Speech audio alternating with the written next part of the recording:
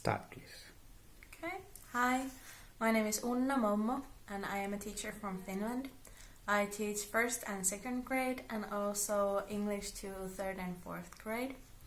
I have been using Smiles in Education program for a little while now, and there are rules. I haven't had the chance to use all of the rules yet, but these are the ones that I have been using. For example, rule number 2, I have introduced this to my students. It is the mindful focus position. Mm-hmm.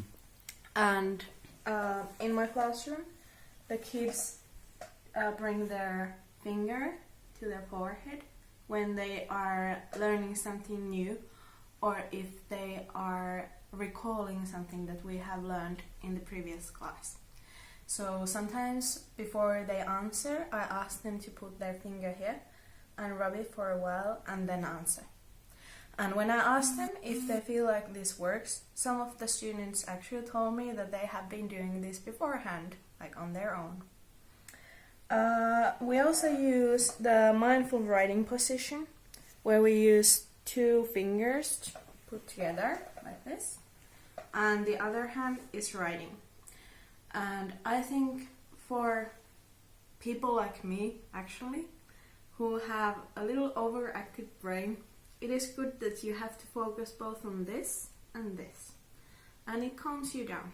And let's say half of my class got to this position really well, and they started to use this on their own. Some of them still need a little reminder now and then, because they tend to grab things that are on their desk or smush their papers, but I think that's good. This is good for that too, so that they won't smush. We also have we have altered this so that we can use it. This is when they are concentrating. We call them these concentration fingers. And when they are ready with their task, we make I'm ready thumb. And when they have a question, we have a question hand. So basically I see immediately who is at work, who is ready, and who has a question. So I think these rules have helped us quite some. And before this, I have actually used also some breathing exercises. So I think the mindful happiness position is also really good for my class, because they are already concentrating in their breathing, and we haven't put our hands to our heart yet, but I think this will be a nice addition to our exercises also. So these are my experiences, and I will continue on teaching the kids about the Smiles rules, and we will see how it affects the children. I am very hopeful that this will calm the kids and help them find their smiles and help them become more mindful in their day. Thank you. Now that Smiles in Education has been recognized as the top 100 global innovations for this year, 2019, how do you feel about that? What do you see Smiles in Education in action here at the 100 awards? So any comments on that?